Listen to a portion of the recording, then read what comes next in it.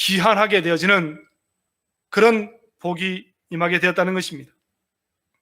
스룹바벨을 중심으로 성경 말씀 보면요, 약 5만 명의 귀한 백성이 있었다라고 기록하고 있습니다.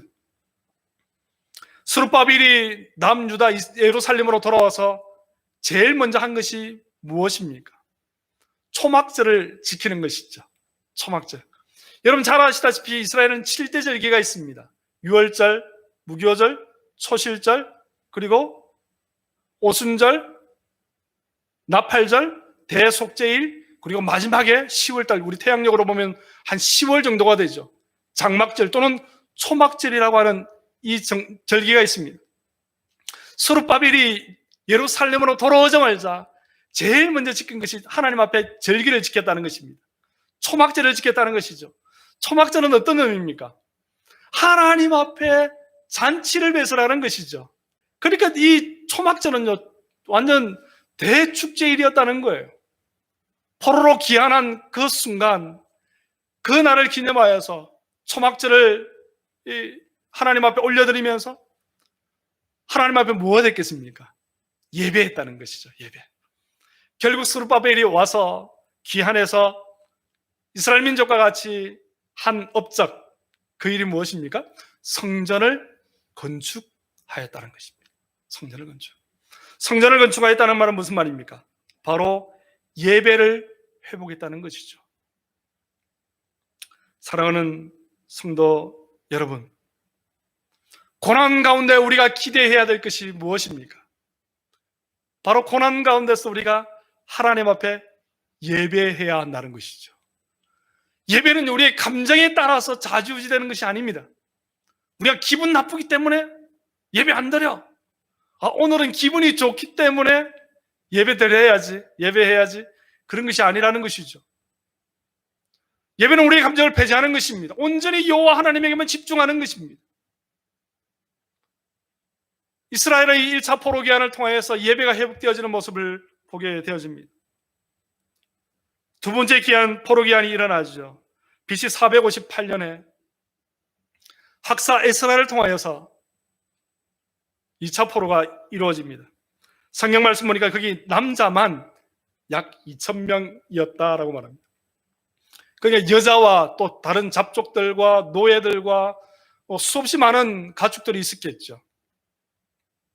이 학사 에스라는요, 성경 말씀, 에스라 말씀 보니까 왕에게 구하면 무엇이든지 다 받는 사람이었더라.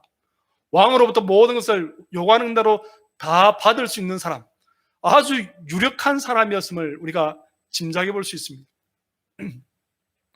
이 학사 에스라를 통해서 우리는 무엇을 기대할 수 있습니까? 학사 에스라를 통해서 말씀의 부흥이 일어나는 것을 보게 되죠. 말씀해 보니까요, 느헤미야 8장 5절 말씀 보니까 에스라가 모든 백성에 서서 그들 목전에 책을 펴니 책을 펼 때 그 모든 백성이 일어서니라, 이렇게 말합니다. 이 말은 무슨 말입니까? 말씀이 회복되었다는 것입니다. 말씀의 회복은 무엇을 말합니까? 말씀의 권위가 회복되어졌다는 거예요. 에스라가 말씀을 펴고 말씀을 낭독하니까 사람들이 학사 에스라를 통하여서 에스라 때문에 일어선 것이 아니라 율법의 말씀이 낭독되어지고 선포되어지니까 그 말씀을 존귀히 여기고 말씀의 권위 앞에 백성들이 일어섰다, 이렇게 말하고 있는 것입니다. 사랑하는 성도 여러분, 고난은 우리에게 어떠한 희망을 줍니까? 어떠한 유익이 있습니까? 무엇을 회복시킵니까? 바로 고난을 통해서 우리에게 말씀의 회복이 임하게 되어진다는 것입니다. 고난 가운데 우리가 말씀을 보는 것입니다. 고난 가운데 우리가 말씀을 묵상하는 것입니다. 우리에게 고난이 오면 올수록 우리가 더욱더 말씀을 지켜 행하려고 용을 쓰는 것이죠. 애를 쓰는 것입니다. 최선을 다하는 것입니다.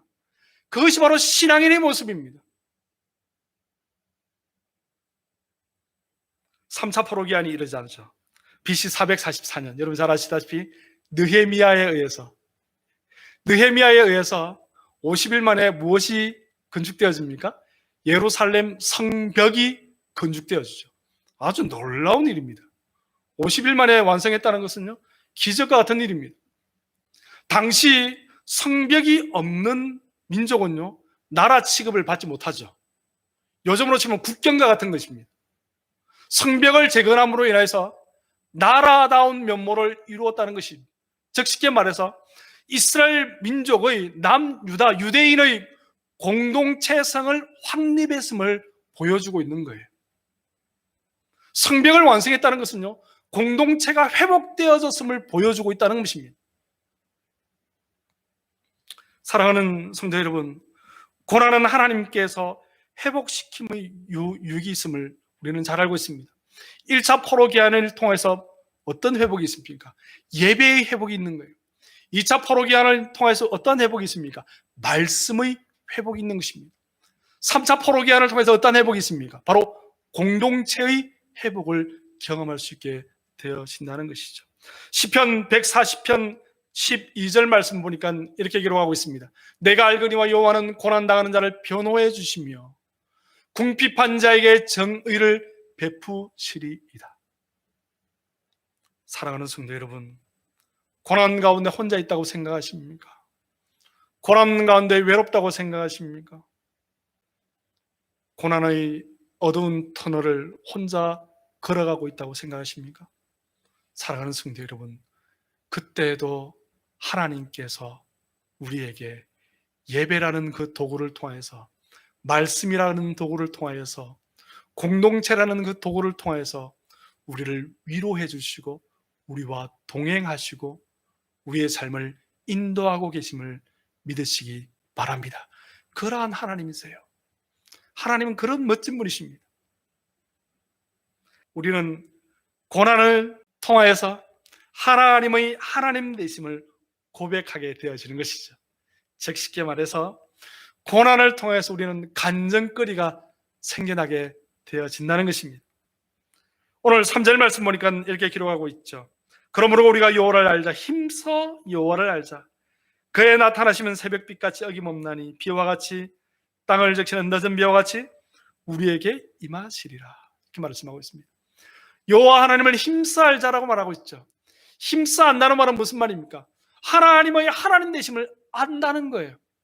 하나님의 본질이 무엇인지를 안다는 것이죠. 하나님을 어떤 분이십니까? 바로 절대자이신 하나님을 알아간다는 것입니다. 요셉의 경우를 볼까요? 여러분, 요셉의 아버지 야곱이 하나님의 부르심을 받습니다. 장사를 지내게 되는데 그의 형제들이 장사를 지내고 야곱의 장사를 지내고 오니까 두려워 떨죠. 아니, 이제 우리 아버지가 죽었으니까 요셉이 우리를 죽일 거야. 그때 요셉이 뭐라고 말합니까? 창세기 50장 19절 20절 말씀 보니까 이렇게 기록하고 있습니다. 요셉이 그들에게 이르되 두려워하지 마소서. 내가 하나님을 대신하리이까. 내가 하나님을 대신하리이까. 요셉은 하나님이 어떤 분인지를 알았다는 거예요. 감히 인간의 존재가 범접하지 못할 존재라는 것을 알았다는 것입니다. 그러면서 20절을 이어서 말하죠. 당신들은 나를 헤아려 하였으나 하나님은 그것을 선으로 바꾸사 오늘과 같이 많은 백성의 생명을 구원하게 하려 하셨나이다. 요셉이 고백하고 있는 것은 무엇입니까? 어떠한 간증입니까? 바로 절대자이신 하나님을 간증하고 있는 거예요. 생명의 주관자 되신 하나님을 간증하고 있는 것입니다. 13년간의 그 긴 터널의 고난을 통과한 요셉의 고백은 무엇입니까? 하나님은 절대자이십니다. 하나님은 지존자이십니다.